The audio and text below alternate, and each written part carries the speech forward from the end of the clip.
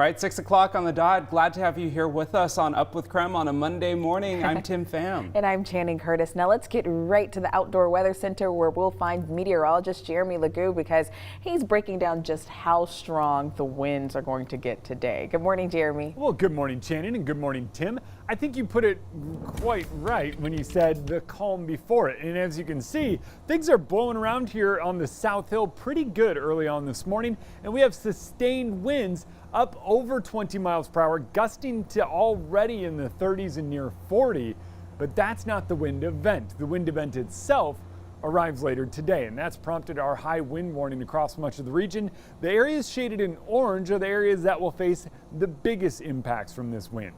And when you're talking wind gusts up near 60 miles per hour, that's enough to cause some damage and even knock out some power. So that's something we are going to be keeping a close eye on. For us, the bulk of that wind arrives later on this afternoon and this evening.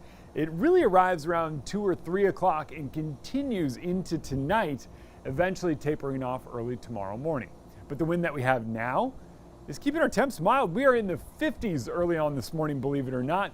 50s early this morning, climbing as we head through the day. Notice it's a little bit of cloud cover now, and as we move through the day, the cloud cover sticks around. We'll see the chance of some showers later on this afternoon along the arrival of that front. And that's really as you can expect the wind to start cranking. It goes from southwesterly to more westerly as we usher in that new air mass. And that's when we'll get a big drop in temperatures as we head into the middle of the week. But for now, it's temps climbing to up near 60 later today before the chance of rain returns to the forecast and wind starts cranking. Well, if you plan on heading to a large event in Washington state soon, make sure that you bring your COVID-19 vaccine card with you. That's right. The statewide large event vaccine mandate goes into effect starting today. So KREM 2's Nicole Hernandez is joining us this morning from the newsroom to break down those regulations. Good morning, Nicole. Good morning, Channing and Tim. So starting today, if you plan to attend an event at the Spokane Arena or another venue, you will need to show either proof of vaccination or a negative COVID-19 test. So for now, it only applies to ticketed or registered events like conventions, concerts, sporting events, fairs, theme parks, all those types of things. It does include anyone ages 12 years and older. The mandate applies to indoor events with 1,000 or more people. The order is also for outdoor events with 10,000 or more attendees. It does not include religious services or kindergarten through 12th grade school events. Governor Jay Inslee announced the mandate last month after a surge of COVID-19 cases. We cannot and we will not surrender to this disease. We cannot and we will not think that the status quo is good enough. We have got to get on top of this disease and knock these numbers down. COVID-19 vaccine for kids, text vaccine to 509-448-2000. We'll send you a link right away. In the newsroom, I'm Nicole Hernandez. The time now, 6:03. It is time for your morning rush. More news in less time as you're trying to get out the door. After going missing more than a week ago, the body of a Seattle deputy fire chief has now been found. According to Kittitas County Sheriff's Office, Jay Schreckengas' body was discovered near Cliffdale. That's about a half a mile from where his pickup was parked on the day that he left to scout for elk. As of right now, there's no evidence of suspicious activity or foul play. An electrical fire forced 5 people out of their home in the Hilliard neighborhood over the weekend. The Spokane Fire Department says the fire started in the walls of the home around 6:30 yesterday morning. Firefighters quickly responded and were able to contain it.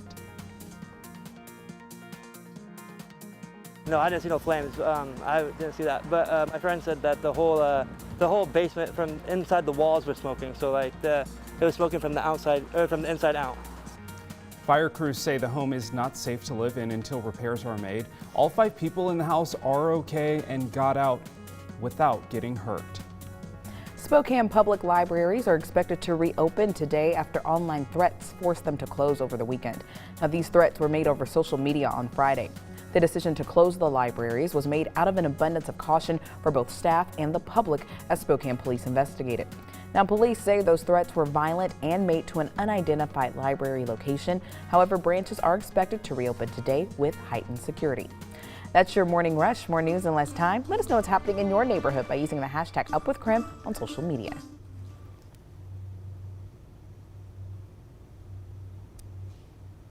Well, did you watch the Seahawks game on KREM 2 yesterday? Of course. Well, of course you did. Here's something fun. A local clothing brand is collaborating with the Hawks for some really special Pacific Northwest themed merchandise. Spokane-based The Great P&W just started selling the team-branded merchandise. KREM 2's Ian Smay spoke with them about the opportunity and what it means for them.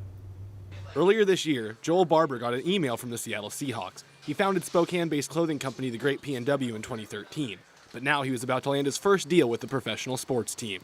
We've always let people come to us, and so it was pretty awesome to see that. Like, oh, great, the Seahawks, they finally know who we are, and that was pretty awesome. After submitting 20 designs, the Seahawks and The Great P&W landed on 6 final designs for hats, shirts, and sweatshirts.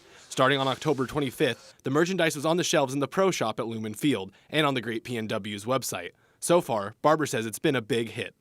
I know opening day we sold like 500 units. It was some of the best selling stuff in the Pro Shop. And people around town, even when they're seeing it, the feedback, and even on social media and Instagram, they're just so happy that this collaboration has happened, especially our existing customers are just like, this is so awesome. The collaboration goes for the rest of the season, and Barber hopes the collaboration will continue in future seasons. The success of the partnership with the Seahawks also has him hoping to expand their brand in the Seattle sports market in the future. After this, we're obviously looking at Seattle Mariners, the Seattle Kraken, the Sounders. We really want to do more of these. They've been so fun. Our customers have really liked them. We're really being able to reach a new demographic that isn't our normal consumers. In Spokane, Ian Smay, KREM 2 News.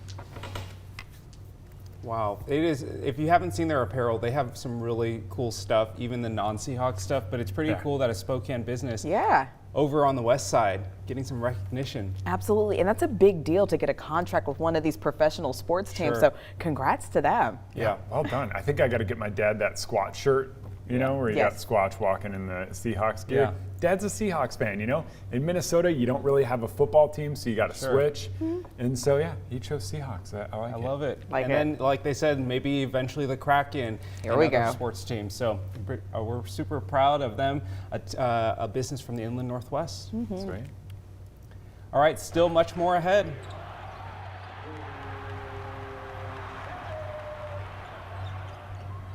Wow, a huge win at the Kennel for the Zags this weekend. Ahead on Up with KREM, we take a look at some of the best moments from Saturday's game.